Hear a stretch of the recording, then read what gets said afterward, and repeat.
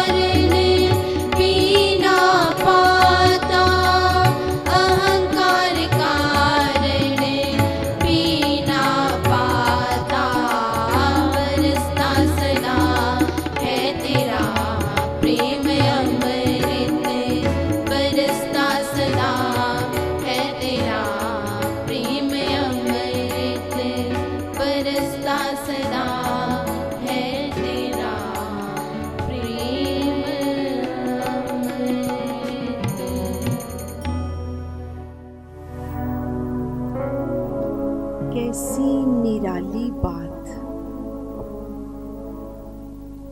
उस परमात्मा का जो प्रेम रूपी अमृत है, वो सदा ही सब पर बरसता रहता है। परमात्मा की तरफ से कोई कमी नहीं है देने में। जो पाने के लिए हम निकले हैं, जो पाना चाहते हैं, संत कह रहे हैं वो तो सदा ही तुम पर बरस रहा है,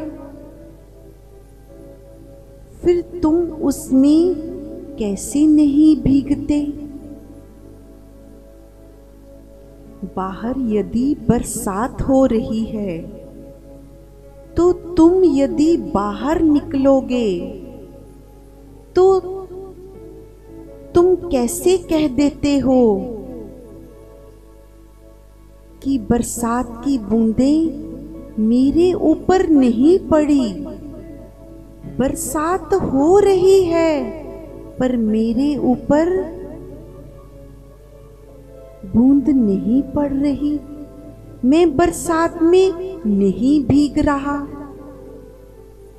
इसका तो केवल एक ही कारण हो सकता है कि तुम बरसात में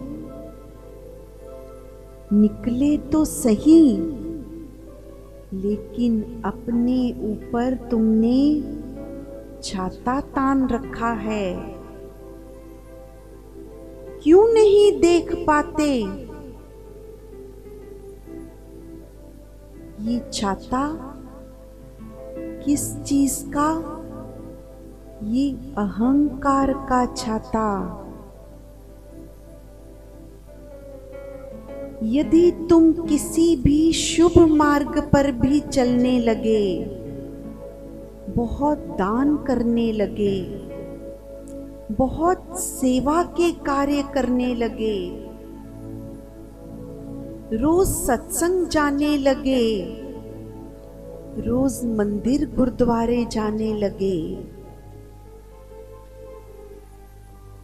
लेकिन तुम कहते हो मैं इतना कुछ करता हूं, रोज नियम से ये सब कार्य करता हूं, फिर भी शांति नहीं मिल रही, फिर भी आनंद नहीं मिल रहा। क्यों नहीं मिल रहा? क्या संतों के वचन झूठे हैं कि तुम्हारा अल्प मात्र भी किया हुआ जो शुभ कर्म है वो व्यर्थ नहीं जाता? तो मैं तो इतना सब कर रहा हूं। तो संत कहते हैं, अरे भाई, तूने इतना कुछ किया, ऐसा जानो तुमने 1 क्विंटल खीर बनाई, उसमें खूब मेवे भी डाले, जब बनकर तैयार हो गई तो तुमने उसमें 1 बूंद जहर की डाल दी। यही तुम्हारी स्थिति है। सब कार्य करते हो, उस और चलते भी हो, लेकिन ये अहंकार रूपी जहर तुम्हारे अंदर कब प्रवेश कर जाता है तुम जान ही नहीं पाते। तुम अपना ही बखान करने लग जाते हो, क्यों भूल जाते हो उसको मिलने के लिए निकले हो, जिसने ये पूरी कायनात बनाई, फिर भी दिखाई नहीं देता। तुम्हें बताने कब आता है, तुम्हें जताने वो कब आया, कि देखो मैंने तुम्हें ये इतनी सुंदर आंखें दी हैं, मैंने तुम्हें काम करने को ये 2 हाथ दिए हैं, मैंने तुम्हें ये दिया, मैंने तुम्हें बुद्धि ज्ञान विवेक दिया, क्यों भूल जाते हो? तुम उसके अंश हो, यदि उसमें मिलना है तो उसके जैसा बनना पड़ेगा। बहुत ध्यान रखना पड़ेगा इस मार्ग पर चलते हुए। तेरा प्रेम अमृत तो बरसता है, लेकिन हम ही उसे अपने अहंकार के कारण पी नहीं पाते।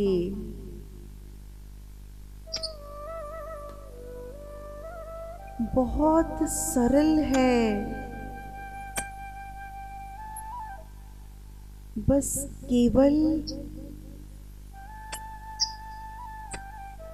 अपने इस अहंकार के छाते को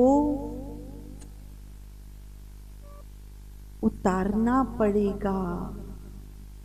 मैं कुछ नहीं करता, बस जो तूने दिया था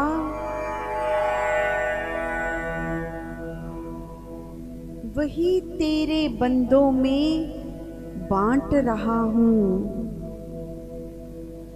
तेरी रहमतें तो सब पर बरसती, मगर कोई विरला इसे जानता है। जो बैठा इबादत में तेरी सदा हो, वो हर वक्त तेरा ही है नूर पाता। तुम जान ही नहीं पाते ये कैसा अनूठा मार्ग है। तुम जिन्हें अपने आसपास देखते हो, तुम्हारी तरह ही चलते फिरते खाते पीते हैं, तुम्हारे साथ ही बातें करते हैं। बड़े आश्चर्य की बात है, हम उनके अंदर की स्थिति, इनके कितनी साधना है हम नहीं जान पाएंगे, क्योंकि जो वास्तव में साधना करता है वो बताता नहीं।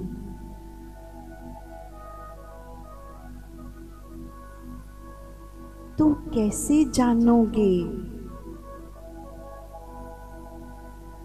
हम तो इसे अपने जैसा ही समझते हैं, बाहर से तो वो सच में ही तुम्हारे जैसा है,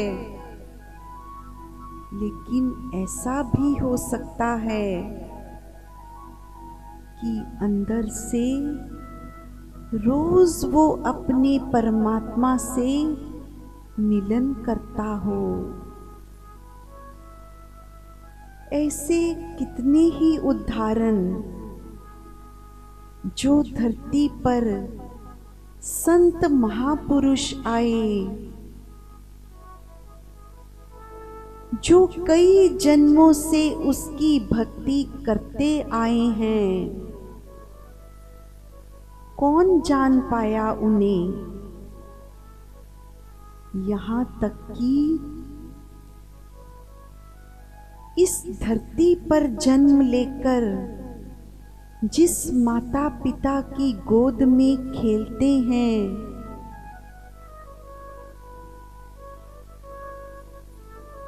जिनके बेटे बेटियां बनकर आए हैं, वो भी नहीं जान पाते कि मेरे घर का ये जो बच्चा है,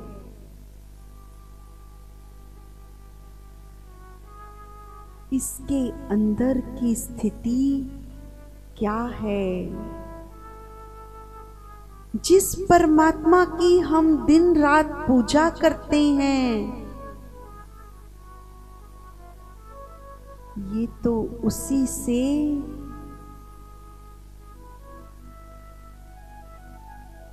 दिन रात बात करता है। संत नामदेव जी अभी बहुत छोटी अवस्था है, पिता रंगाई का काम करते हैं।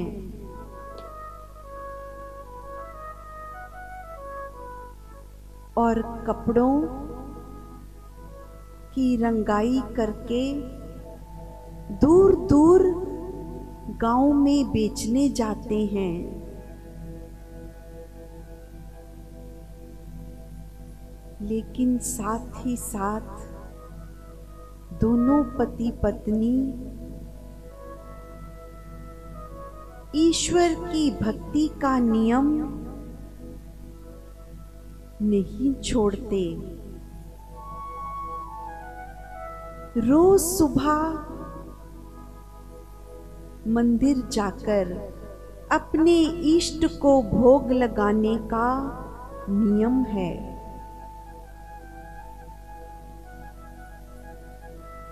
आज पिता को अपने व्यापार के सिलसिले में दूर गांव जाना है, तो सोचने लगे आज नामदेव को कहता हूं, अब वो कुछ बड़ा हो गया है, तो क्यों ना ये कार्य उसे ही सौंपा जाए।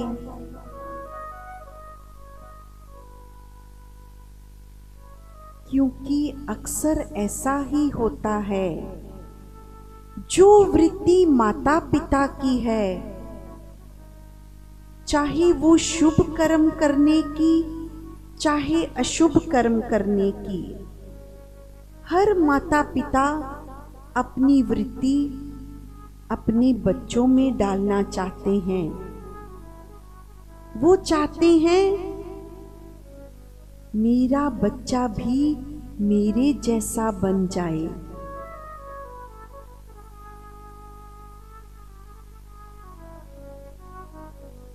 जो माता पिता किसी बुरे कर्म में लीन होते हैं, चाहे वो कोई चोर है, चाहे वो कोई बड़े से बड़ा डाकू है, तो अपने बच्चों को वही सब सिखाना आरंभ कर देते हैं। अंदर की वृत्ति ऐसी है। और जिनके घर में सदा शुभ कर्म होते हैं, ईश्वर की भक्ति का वास है, दान देने की वृत्ति है, सेवा के भाव हैं, वो अपने बच्चों में भी वैसे ही भाव जगाना चाहते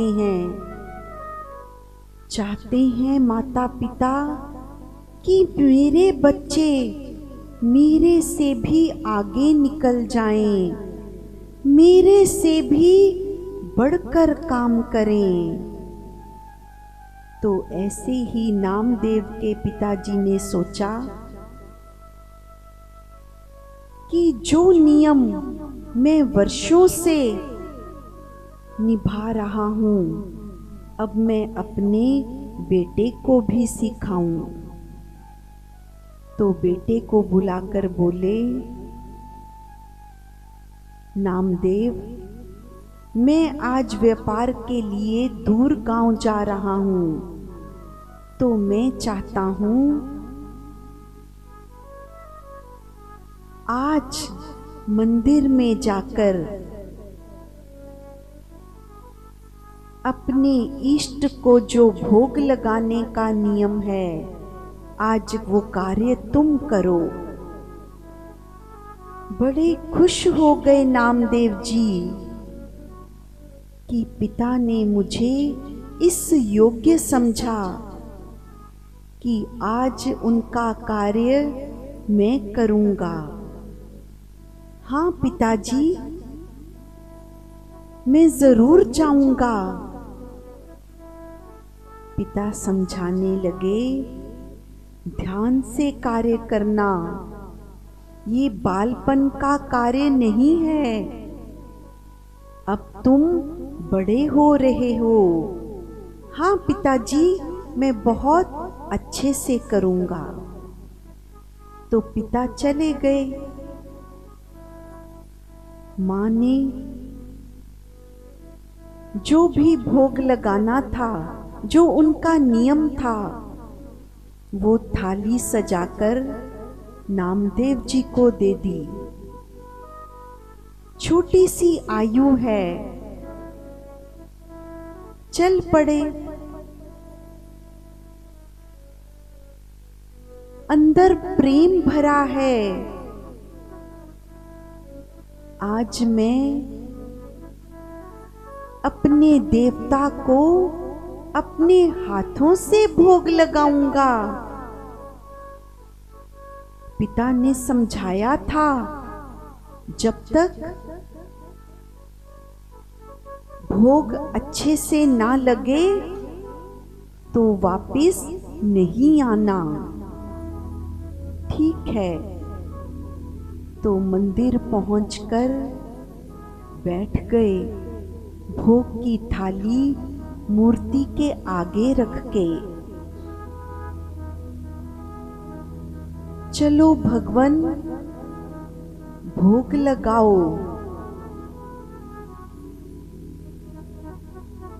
आंखें बंद कर ली, प्रतीक्षा करने लगे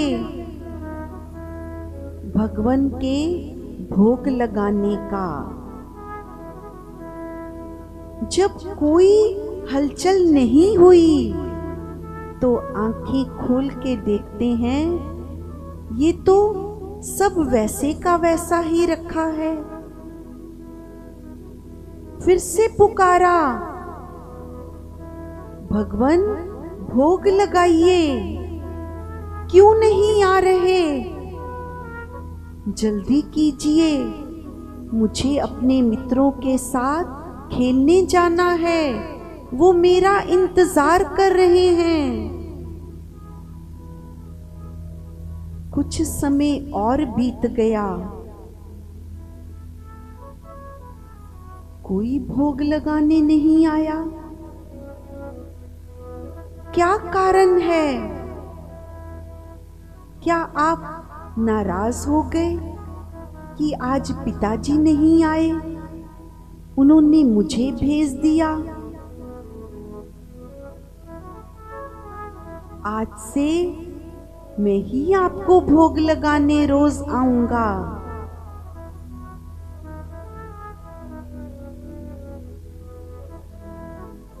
कोई आवाज नहीं, कोई नहीं आ रहा।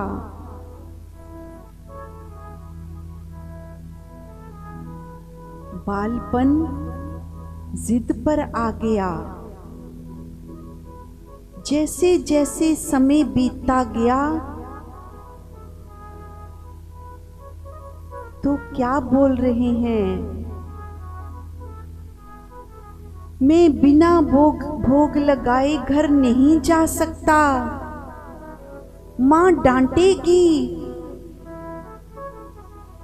जो अब तुम नहीं आए तो मैं यहीं पर भूखा प्यासा तब तक बैठा रहूंगा जब तक तुम भोग नहीं लगाओगे। मुझे भी मां खाना नहीं देगी, क्योंकि रोज का यही नियम है, जब पिताजी मंदिर से भोग लगा के घर जाते हैं तभी सबको खाना मिलता है। अब वो क्या जाने ये संसार कैसे रोग लगाता है। ये मूर्ति खाने नहीं आती, वो जैसे थाली लेकर रोज आते हैं वैसे ही वापिस चली जाती है। लेकिन वो संत क्या जाने, उसे तो यही दृढ़ विश्वास है कि सच में ही ये जो मूर्त लगाई है इसमें जो देव बैठे हैं वो सच में रोज भोग लगाते हैं। तो जिद पर बैठ गए। कितना समय बीत गया।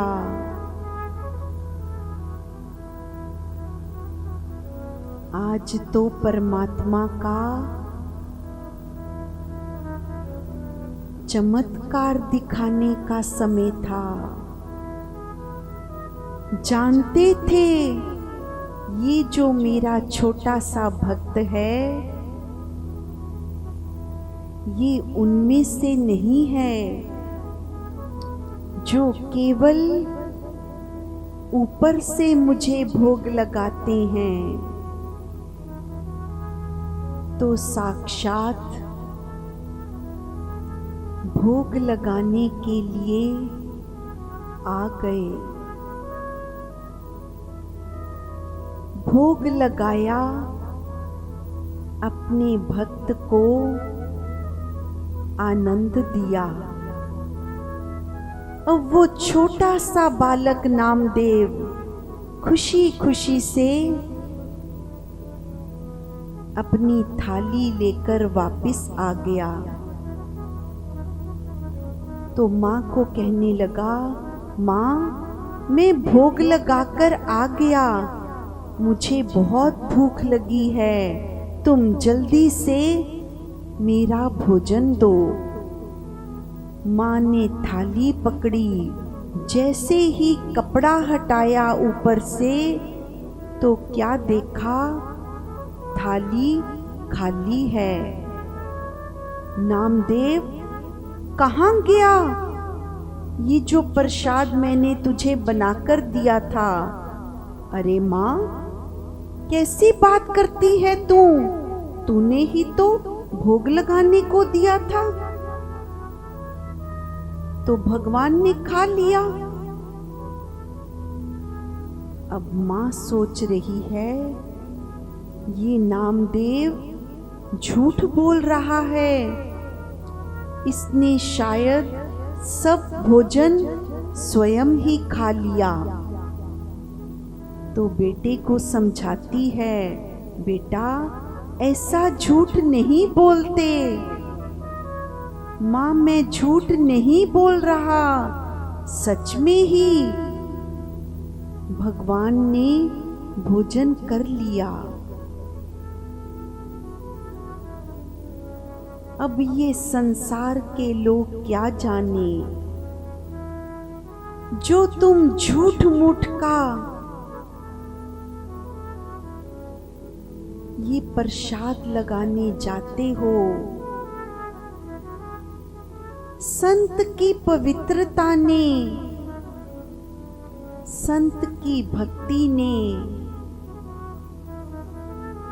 उसको इतना विवश कर दिया उस परमात्मा को कि उसे सच में ही भोग लगाने के लिए साकार रूप लेना पड़ा। तुम कैसे जान पाओगे, तुम कैसे मान पाओगे? ये भक्ति का मार्ग ऐसा ही विरला है जिस पर ये घटित होता है वो किसी को बता नहीं पाएगा और न ही कोई समझ पाएगा। ये केवल अनुभव की बातें हैं, वही जाने जिस पर घटती हैं। जय श्री राम। हरि नारायण सिमरन कर लो, हरि नारायण सिमरन कर लो। तन मन को अपने शुद्ध कर लो, तन मन को अपने शुद्ध कर लो। जब पापों की गठरी गिर जाए, जब पापों की गठरी गिर जाए, फिर पुण्य ही पुण्य नजर आए, फिर पुण्य ही पुण्य नजर आए। हरि नारायण हरि नारायण हरि नारायण हरि नारायण हरि नारायण हरि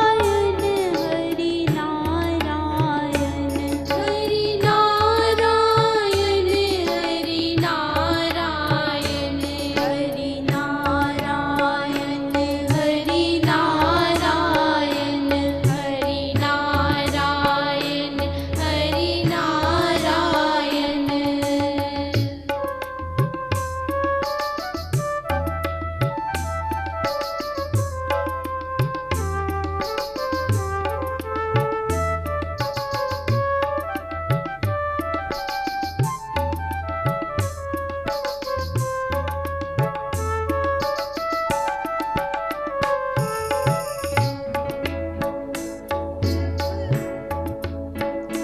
जब अंदर हरि समा जाए, जब अंदर हरि समा जाए, सब काम वासना धुल जाए, सब काम वासना धुल जाए।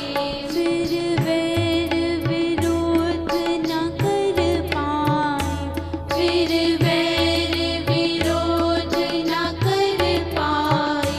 हर और प्रेम ही खिल जाए, हर और प्रेम ही खिल जाए। हरि नारायण हरि नारायण हरि नारायण हरि नारायण।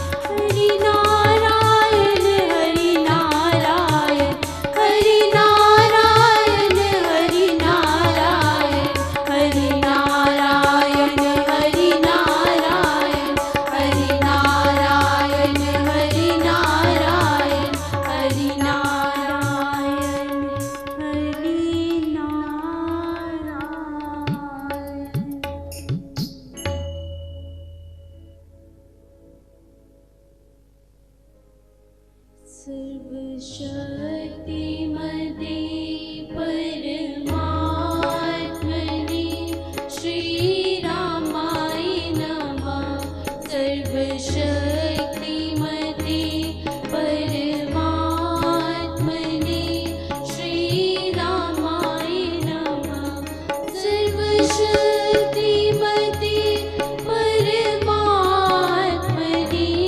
श्रीरामाय नमः। सर्वशक्तिमते परमात्मने श्रीरामाय नमः। सर्वशक्तिमते परमात्मने श्रीरामाय नमः। पेड़ लगाना पुण्य का काम है तो फलदार पेड़ लगाना महापुण्य का काम है। एक फलदार पेड़ कम से कम 50 वर्ष तक लाखों जीवों का पेट भरेगा। पशु पक्षी कीड़े मकोड़े भी फल खाकर अपनी भूख मिटाएंगे। आओ आज मिलकर प्रण करें, हम अपने और अपने बच्चों के जन्मदिन पर, शादी की सालगिरह पर जा चुके प्राणियों की याद में कम से कम 5 फलदार पौधे अवश्य लगाएंगे। स्वामी निष्काम जी अपने जन्मदिन पर फलदार पेड़ लगाते हुए